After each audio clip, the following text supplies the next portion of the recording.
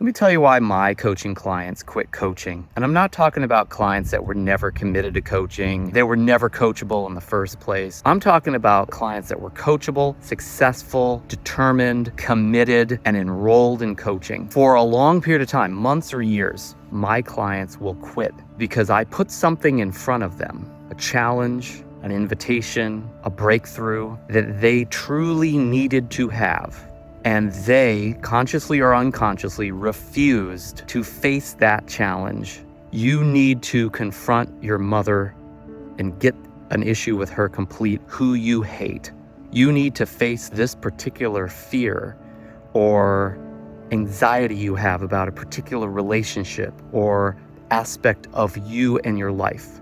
You need to do certain types of work that you loathe or that you feel you're not good at, or that is not something you should have to do. You get the ilk of this? And they revoke their own power. They refuse the call to transform. As a people helper, as a great coach, I actually know this would make a difference for them. I know this would totally transform their life. And in fact, a lot of them will even agree logically, but at some level, they reject that invitation. And because I am the source of that coaching, I am the source of that expectation, I'm the source of that invitation, they then unconsciously or consciously reject me and my coaching, working with me. Because facing that coaching brings up the same issue, the same malady, the same limitation, the same rejection, the same hate, the same sense of loss, the same sense of powerlessness. And because they don't want to face that, now they don't want to face me. It couldn't be simpler.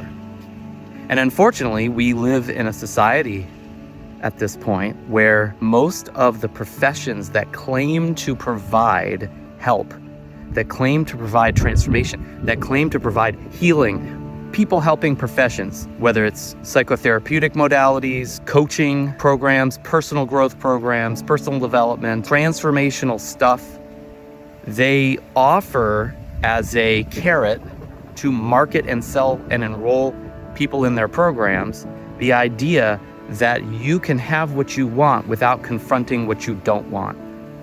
And so as a result of that, plus the natural resistance that any human being would have to these kind of invitations, the one thing that you've avoided, the one thing that you were afraid of, the one thing that you hate, to deal with that, it's like, who wants to do that anyway? So instead, what you'll find that most clients, most people will do is they will sign up for, enroll in, and indoctrinate themselves in a service, a seminar, a modality that lies to them and tells them you don't need to deal with anything painful, you don't have to confront anything, you don't need to face the trauma, you don't need to face the fear. We'll deliver you the result that you want without any of the challenge. It's a pretty good marketing pitch. I have a close family member that signed up for, several years ago, a coaching program. It's $10,000 a year. She's been in it for several years. And they're claimed to be very spiritual and very transformational. And then when there's something that she doesn't want to do or that somebody in the program doesn't want to do, their response to that is, that wasn't meant for you anyway. Don't worry about it. That's not in alignment with your spirit. So don't worry about that. Let's move on. That's the end of transformation for that person. But they made their $10,000 a year. They got that handled. So the economics works for that particular model. For therapists, psychiatrists and psychologists, personal growth programs, it works really well economically. And it's tragic personally, emotionally, spiritually, developmentally. And so, yeah, that's why my clients quit. Because I serve them at the level that most other coaches, most other programs, most other people helpers, therapists, etc. would not, and I don't want to say cannot, they probably could, they just choose not to do. That is a very challenging thing for a human being to deal with.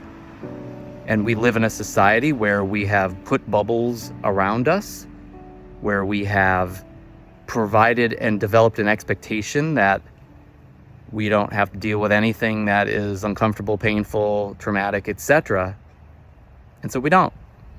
So if you're my client and you're watching this, my coaching for you is recognize this and don't quit, because that's the end.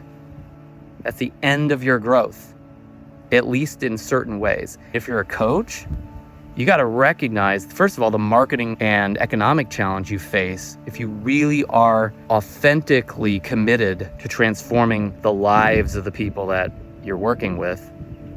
And don't let yourself off the hook and take the easy way out, because you then, in my opinion, are an abomination to the experience of the promise of what coaching is supposed to be. That an uncomfortable thing to hear? I hope so. That's the kind of discomfort that would provide real transformation. Let me know what you think about this. I really think it's a conversation that very few coaches are having. There's a few bright lights in our community of people that are really committed to something. And they really, frankly, a lot of them, even the most successful ones, really struggle with this issue. All right. I'll see you in the next one.